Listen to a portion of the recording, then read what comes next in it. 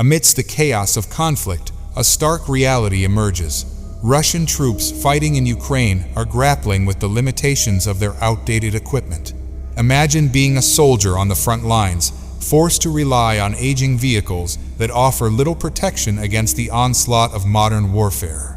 How does this impact the dynamics of the battlefield, and what does it mean for the outcome of the war? According to British defense officials, this situation is dire.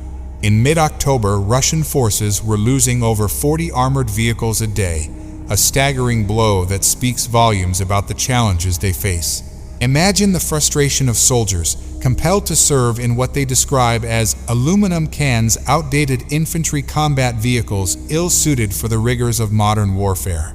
But the story doesn't end there. In recent weeks, Russia has been forced to turn to Belarusian stock to acquire additional tanks and infantry fighting vehicles, a clear indication of the strain on their resources.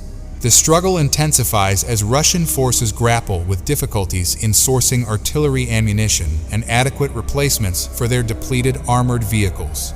As we delve deeper into the numbers, the scale of the crisis becomes apparent.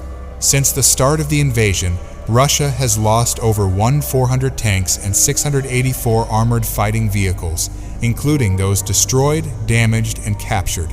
The toll of war weighs heavily on both sides, with Ukrainian gains underscored by Russian losses. But what lies at the heart of this equipment crisis? It's a complex web of logistical challenges, production limitations, and political decisions.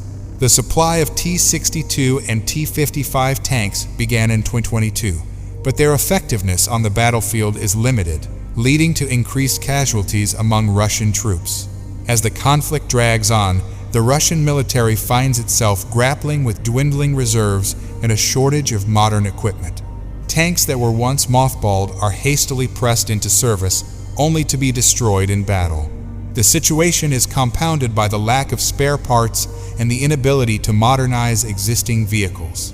In the face of mounting losses, the Russian leadership faces a dilemma: political expediency versus military pragmatism. Instead of stockpiling weapons and ammunition, Putin's push for territorial gains before elections risks depleting the offensive potential of Russian troops. And so, as the war in Ukraine rages on, the plight of Russian soldiers serves as a stark reminder of the human cost of conflict. It's a story of resilience and sacrifice, of soldiers thrust into battle with inadequate resources and uncertain futures. With that said, thanks for watching, and until next time, may we never forget the toll of war on those who serve on the front lines, and may their sacrifices inspire us to strive for peace.